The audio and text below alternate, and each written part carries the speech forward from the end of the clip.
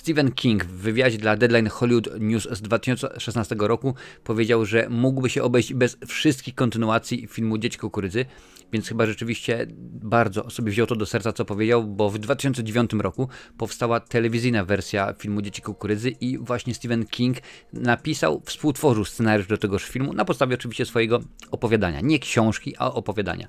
Więc wracamy, tak, jak najbardziej do Gatlin i zaczynamy od początku. Mamy dzieciaki, pewnie, że tak, które oczywiście nie chcą starych, zabijają je, bo kukurydza im każe i tak dalej, i tak dalej. Pojawiają się osoby z zewnątrz, które trzeba zabić, bo kukurydza im każe i tak dalej, i tak dalej. No i wiadomo, krótka piłka, wszystko wiemy, jak to mniej więcej wygląda. Będę szczegółowo omawiał, pewnie, że tak, będę się czepiał, bo to jest rzeczywiście wybitna twórczość. Akcja filmu rozgrywa się w latach 63 i 75. Tutaj oczywiście posiłkuję się ciekawostkami z IMDb. I słuchaj, w 63 dzieciaki zabijają wszystkich rodziców. Potem przeskakujemy do 75 roku życia, kiedy pojawiają się właśnie nasi nowi bohaterowie. I przez 12 lat dzieciaki żyją sobie. Nikt nie przyjechał, a jeżeli przyjechał, to zginął. Żadna elektrownia nie stwierdziła, kurczę, przez 12 lat nikt nie płaci rachunków, trzeba by im odłączyć, co nie? Przez 12 lat dzieciaki żywią się kukurydzą. Tylko i wyłącznie. Nie będę oczywiście wnikał w tym momencie w dietetyczne wartości tegoż warzywa. I przez 12 lat dzieciaki same z sobą. Tak, to co wiesz, że Stephen King lubi umieścić w swoich książkach. Nie będę oczywiście omawiał tego więcej, mimo że pojawia się taka scena w tym filmie. Tak samo jak pojawia się scena w książce. To, ale nie w filmie, bo rzeczywiście Stephen King czasami jest chorym rzeczywiście człowiekiem. Więc co ci chcę powiedzieć, to to, że ten film fabularnie to jest totalna bzdura. Wyobraź sobie, w 75 roku pojawia się dwójka bohaterów. On jest byłym żołnierzem bezpośrednio chyba po wojnie wietnamskiej albo koreańskiej. No myślałem się, że wietnamskiej, oczywiście ona jego nowo poślubiona.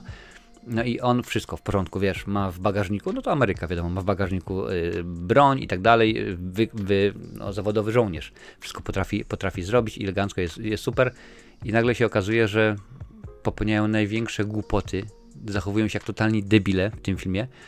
I no wyobraź sobie, no, zatrzymujesz się na ulicy, jest ulica, 5 km prosto.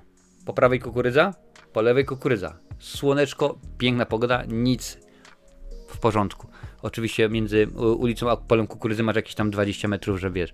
I on jedzie, gada z żoną, wkurzony jest i chłopczyk mu wybiega, no, wypełzuje, można byłoby powiedzmy rzec, bo jest zakrwawiony cały, tam wiesz, wlecze się, ale oczywiście on go nie zauważa, no i go uderza. Ja wiem oczywiście, że jak to pięknie umiesz w kadrze, no to rzeczywiście to wygląda fajnie, ciekawie, sensownie, ale to nie ma prawa, żeby to wyglądało dobrze. Tym bardziej, że jak mówię, scenariusz napisał Stephen King na podstawie opowiadania Stephena Kinga, więc rzeczywiście tutaj jest źle i potem jest jeszcze tylko i wyłącznie gorzej, wiesz. Ktoś tam jest w kukurydzy, to ja pójdę sam zobaczyć, a ty siedź w aucie i się nie ruszaj. On idzie, oczywiście znajduje wiele rzeczy. Facet w dżungli, super elegancko, wiesz, takie nastawienie, że jest rewelacyjnie, że on jest zawodowcem. Chłopak podchodzi do niego z tyłu, tak patrzy na niego, tu ma w ręku sierp, tutaj młot, tam mówi, co my tutaj zrobimy? A nie, to jednak zmyka, ten oczywiście nie zauważa niczego, żona wychodzi z auta, no po prostu bzdura na bzdurze. Jadą do tego Gatlin, bo trzeba oczywiście komuś to zgłosić. Nie ma nic, w Gatlin nie ma nic, wiesz, ulice zawalone kukurydzą, domy zabite dechami i tak dalej. Chodź, pójdziemy, zjemy coś tutaj w tej jadłodajni, bo jest napisane, że jest otwarte. No po prostu źle, naprawdę źle jest w tym filmie i nie wygląda to bardzo dobrze.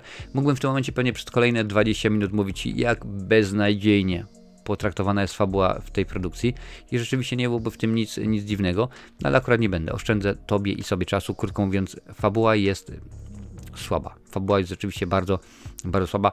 Bohaterowie to są osoby, które no gdyby tak na dobrą sprawę wrzucić je do jakiegoś sitcomu, to nawet by się pewnie nie załapały na pijaków w barze, w modzie na sukces, tam gdzieś wiesz, śniących w kącie, bo akurat nie mogłoby to rzeczywiście dobrze wyglądać.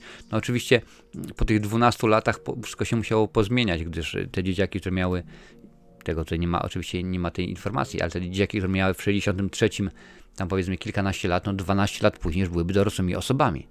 No a tutaj jakoś rzeczywiście nie ma powiedzianego, co się z nimi stało.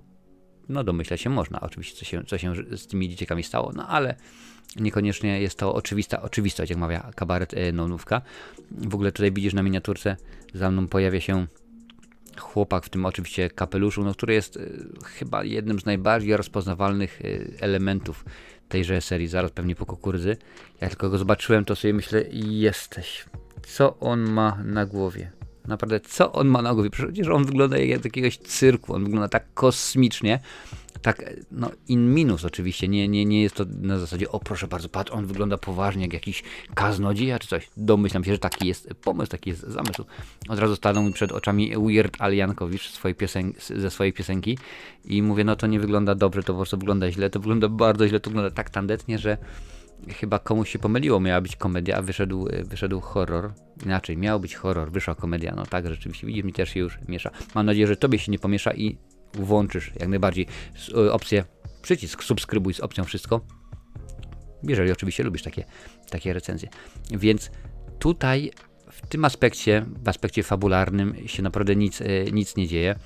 W aspekcie grozy tutaj troszeczkę jest inaczej, bo rzeczywiście to nie jest produkcja, zresztą wszystkie Dzieci Kukurydzy, wszystkie filmy Dzieci Kukurydzy, to nie są filmy, które nagle mają nas straszyć, wiesz, jakoś specjalnie. No nie, to tutaj akurat ma być bardzo krwawo, ma być dosyć konkretna przemoc i tego rzeczywiście tutaj jest dosyć sporo, bo o ile sobie weźmiemy pod uwagę jak wymyślny jest Stephen King w tym aspekcie, no to rzeczywiście zgadza się, on może po prostu, no on mógł wszystko w tym momencie, no wiemy, skoro masz opowiadanie swoje, ja ciągle będę mówił, że jeżeli masz opowiadanie, no to zostaw to jako opowiadanie. Niech se skrót nakręci jakiś krótki metraż 15 minut i to wszystko, a nie rób z tego pełnometrażowy film. No ale z drugiej strony, skoro z 2,5 stron powstała Bitwa 5 armii, cały 15-godzinny film, no to może oczywiście z opowiadania zrobić również film pełnometrażowy, ale widać, że no, tak jak on chciał, tak to rzeczywiście zrobił i tutaj w tym aspekcie jest w miarę sensownie, bo jak najbardziej syrop kukurydziany z czerwonym barwnikiem leje się i dosyć konkretnie. Tutaj rzeczywiście wymyślnych jest mnóstwo sposobów na to, co może się wydarzyć. I może czasami jak na przykład scena z dachu, kiedy nasz kaznodzieja stoi na dachu, ma taki nożyk, wiesz, taki szwajcarski scyzoryk, rzuca go przez całą ulicę, przez 2 chodniki i aż do alejki i trafia tutaj chłopaka, bo oczywiście to jest tak, pamiętaj, że jak najbardziej, że to ten, co chodzi za łanami, tym wszystkim rzeczywiście kieruje, tym rzeczywiście wszystkim, no szkoda, naprawdę szkoda czasu, jest źle i bardzo, bardzo źle. Tak się zastanawiałem, czy jest coś w tym filmie, co można byłoby powiedzieć, o jest fajne, jest ciekawe, jest interesujące, no i nie ma, naprawdę nie ma i nie jest to dla mnie nowością, że seria Dzieci z Kukurydzy to jest najgorsza seria, jaką do tej pory w cyklu kultowe horrory omawiałem. Dziękuję wam bardzo, widzowie, naprawdę wielkie brawka dla was, bo to jest coś pięknego, coś uroczego. W ogóle Candice McClure gra w tym filmie główną rolę żeńską, powraca po raz drugi w telewizyjnej adaptacji twórczości Stephena Kinga. Wcześniej zagrała Sue Snell w filmie Carrie z 2002 roku. Oczywiście to nowa wersja filmu Briana De Palmy z lat 70.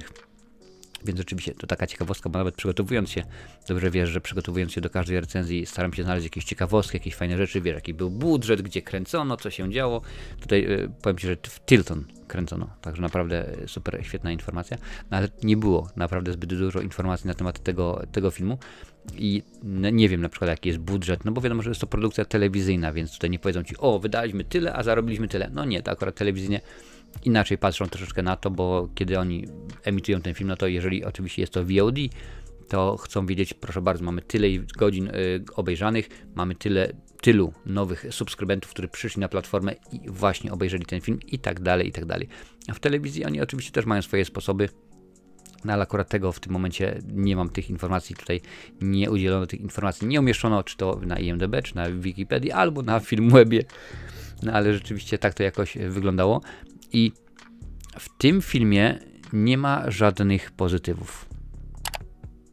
Wiesz, może ten żołnierz coś tam próbuje zrobić, może on rzeczywiście wygląda dosyć fajnie i ciekawie w pewnych scenach, ale potem na przykład jest kolejna scena, wyobraź sobie, wbiega w kukurydzę, no dzieciaki za nim nie wbiegną, bo to jest kukurydza, bo tam jest ten, który chodzi za łanami. Więc przez powiedzmy dobre pół godziny ten żołnierz ucieka. W końcu przychodzi szefu, właśnie ten z rondlem na głowie i mówi, dobra, my jednak tam wyjdziemy. Po czym się okazuje, że ten żołnierz jest 2 rzędy kukurydzy od nich. I to on tam jest. No i łatwo go można powiedzmy dorwać.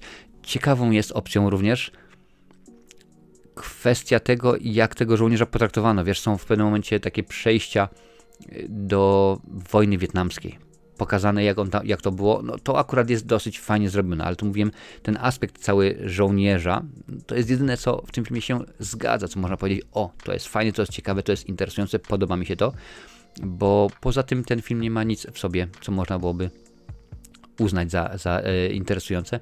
I Stephen King, on ma ten problem, przynajmniej miał przez wiele lat, że filmy na podstawie jego twórczości były beznadziejne. Mówię oczywiście o filmach grozy, no bo wiadomo, że Zielona Mila czy Skazani na Shawshank to jest całkowicie inna para kaloszy, ale bardzo często było tak, że kiedy dostawaliśmy film na podstawie Kinga, to było dno, to było złe. No wiadomo, jakie były produkcje, mieliśmy ich mnóstwo. Są perełki, oczywiście, że są perełki, bo może ktoś powie, zaraz stary Misery było przecież bardzo fajne z genialną Kathy Bates. Oczywiście, że tak. Dostaliśmy to z Timem Curry w roli Pennywise'a, było jak najbardziej interesujące. Oczywiście, że tak. Ale na te 2 produkcje było mnóstwo filmów, które się po prostu do niczego nie nadawały. I rzeczywiście ten film jest jednym z nich. No w tym momencie pomyśl sobie, jest chyba 12, mi się wydaje, filmów z cyklu Dzieci Kukurydzy. I wszystkie na podstawie Stephena Kinga, gdzieś tam powiedzmy Siódma woda po kisielu, ale zawsze w napisach pojawiało się na podstawie krótkiego opowiadania Stephena Kinga. Więc on musiał za każdym razem zgarnąć pieniądze za swoje nazwisko. Więc gdzieś tam to jest i nie wygląda to naprawdę najlepiej. Więc ten film tobie odradzam. Zdecydowanie nie oglądaj, naprawdę nie oglądaj. Chyba że uwielbiasz filmy na podstawie Stephena Kinga, tak jak najbardziej obejrzyj. Chyba że uwielbiasz Dzieci Kukurydzy, to jak najbardziej obejrzyj. W innym przypadku nie, naprawdę nie. Przez te 2 godziny idź popatrz, jak ci rośnie kukurydza, może niekoniecznie, jak trawa rośnie, jak się woda gotuje, jak kurz się zbiera w kącie, bo to będzie czas lepiej spędzony naprawdę niż to, co tutaj jest. I ja w tym momencie jestem bardzo zadowolony, ponieważ będę mógł spokojnie wziąć teraz mój kajet, ale walnąłem w mikrofon, co? Będę mógł spokojnie wziąć mój kajet, odznaczyć, że to jest koniec. Za czas jakiś na kanale pojawi się odcinek podsumowujący, czyli opowiem o tym, jak powstawały te wszystkie 12, 15, 48 części Dzieci Kukurydzy. No niestety źle jest, ponieważ kiedy w przyszłości pojawi się jakiś nowy film z cyklu Dzieci Kukurydzy, będę go omawiał jak najbardziej. Tak to jest akurat w cyklu Kultowe Horrory, że raz omówiona produkcja staje się już na tym kanale przynajmniej kanonem i będzie cokolwiek nowego z tej serii, będzie to omówione. Tak oczywiście to jest przy okazji Koszmaru z ulicy Wiązów, Halloween, laleczki Chucky i tak dalej, a rzeczywiście seria sobie już liczy dużo, już chyba kilkaset tytułów, więc no teraz to będzie tylko i wyłącznie bardzo szybko rosło. Zdarza się, oczywiście, że się zdarza, więc dlatego na tej liście masz więcej kultowych horrorów, obejrzyj, bo no wszystkie serie są lepsze niż Dzieci Kukurydzy.